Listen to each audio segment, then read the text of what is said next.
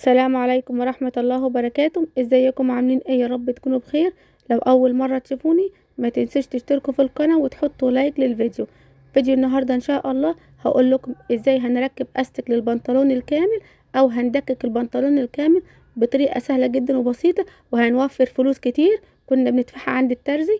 اول حاجة عند البنطلون الجينز ده، والله البنطلون ده كان مركون في الدولاب، لان انا لما وديته عند الترزي علشان يركب لي الاستك قال لي انا مش بركب اساتك يعني، فقال لي الحل الوحيد ان احنا نضيقه.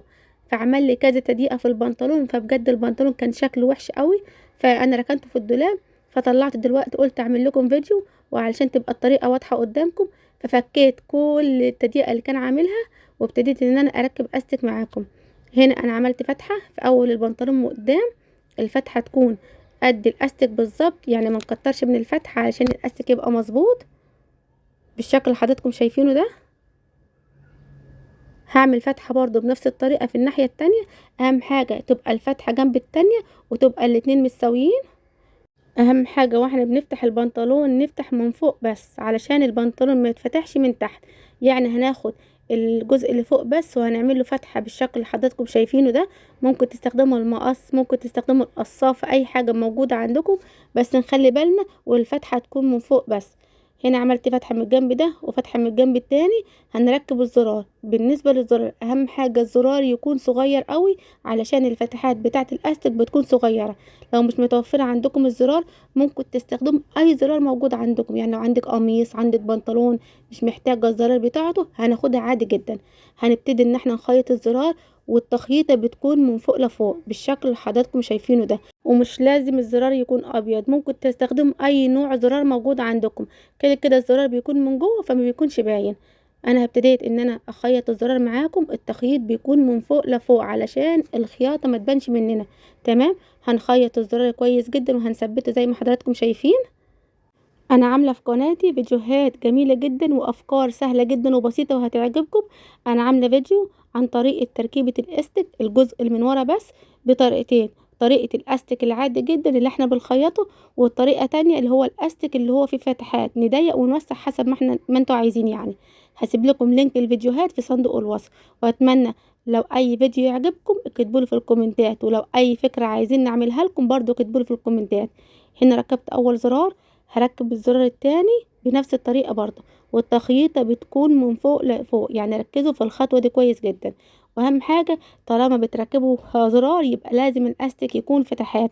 لو مش متوفر عندكم الاستك اللي بيكون فيه فتحات يبقى هنركب الاستك العادي جدا اللي انا عملت لكم بيه فيديو قبل كده في القناة. لو عايزين اعملكم فيديو بنفس الطريقة كده، يعني ندكك او نركب استك للبنطلون الكامل بالاستك العادي، اكتبوا لي في الكومنتات. هنا ركبت الزرار التاني بالشكل اللي حضراتكم شفتوه. انا والله العظيم مبسوطة جدا جدا علشان كان عندي كمية بناطيل كتيرة جدا كانت والله مركونة في الدولاب، وانا ما شاء الله ما شاء الله عندي بنات بيلبسوا البناطيل الجينز اللي حضراتكم شايفينها ديت.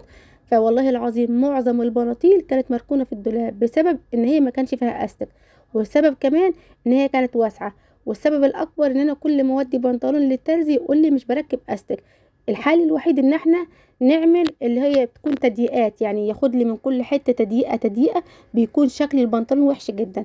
فانا والله مبسوطه جدا ان انا عرفت اعمل اعاده تدوير البناطيل الجديده اللي كانت مركونه عندي بالشكل اللي حضراتكم شايفينه ده. هنا خدت جزء من الاستك، انا مش هحدد اي جزء غير لما اقيس البنطلون الاول. وخدت طرف الاستك حطيت فيه الدبوس الشنكل او بنسة شعر الموجوده عندكم. هبتدي دلوقتي ان انا ادخل الاستك في البنطلون بالشكل اللي حضراتكم شايفينه ده. البنطلون ده انا مدككاه كامل. لو عايزين طريقة التدييك البنطلون النص اللي من ورا هسيبه لكم في صندوق الوصف. هبتدي ان انا ادخل الاستك بالشكل اللي حضراتكم شايفينه ده. يعني بدخل الاستك وبشد البنطلون، بدخل وبشد البنطلون لحد ما ادخل الاستك واطلعه من الفتحة التانية بالشكل اللي حضراتكم شايفينه ده. هنتكلم بقى مع بعض على الحاجات اللي انا اشتريتها. انا امبارح نزلت العتبة، جبت حاجات كتيرة تخص الخياطة، وجبت المكنة. انا كان نفسي من زمان اجيب مكنة اللي هي بخيط بيها، علشان عندي كمية حاجات بتكون يعني مش متخيطة، بتكون الخياطة بتاعتها اتقطعت فمضطر ان انا اخيطها.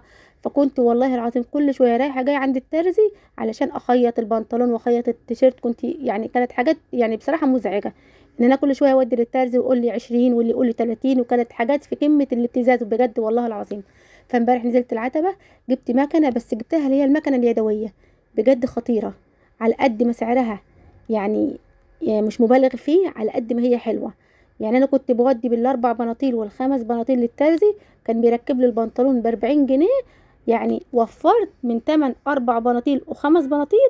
انا جبت بيهم المكنه اليدويه، ان شاء الله هعمل لكم ريفيو عنها واقول لكم على سعرها، بجد جميله جدا وممتازه.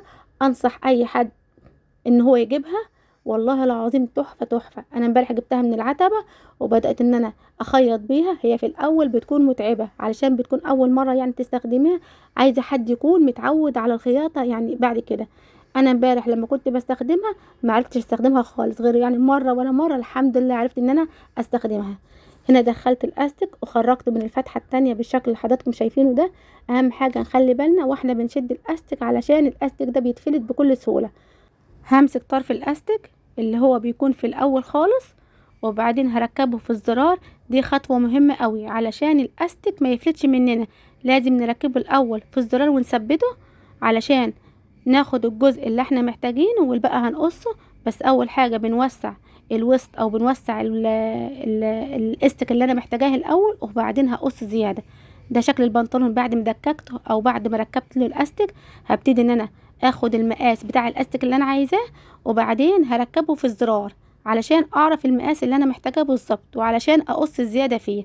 زي ما انتم شايفين انا خدت هنا المقاس اللي انا عايزاه، وهنا ركبته في الزرار بالشكل اللي حضراتكم شايفينه كده. ده شكل البنطلون بعد ما ركبته الاستك. والله ما خد وقت معانا خالص، باقل تكلفه عملنا البنطلون اللي كان مركون في الدولاب بقاله فتره كبيره قوي.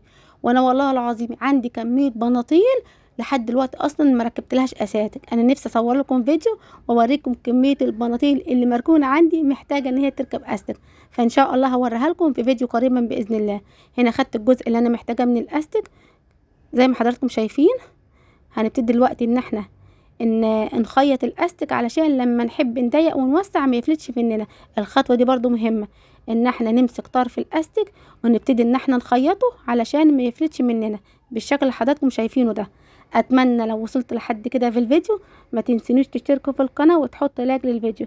وبالنسبه للخيط او الابره ممكن تستخدموا اي خيط موجود عندكم، مش مهم يكون ابيض او اسود او حته ازرق، اي خيط موجود عندكم استخدموه عادي.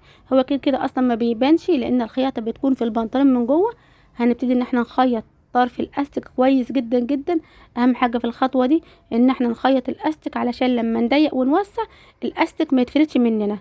تمام لحد كده. هنا هقص بس الزياده بتاعت الاستك علشان تكون مظبوطه.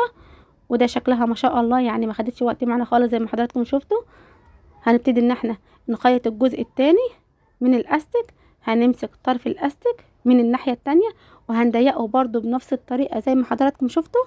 بالنسبه للخياطه لو عايزين تخيطوها هاند ميد بالايد زي ما انا بعمل بالظبط تمام. لو عندك مكنه او عندك اي حاجه او عندك خياط توديها ليه يكون قريب منك برضو تمام، بس يستحسن ان انت تعمليها على ايديكي لانها اصلا مش مكلفه خالص، وفي نفس الوقت هنعملها من خيط وابره حاجات بسيطه زي ما حضراتكم شايفين.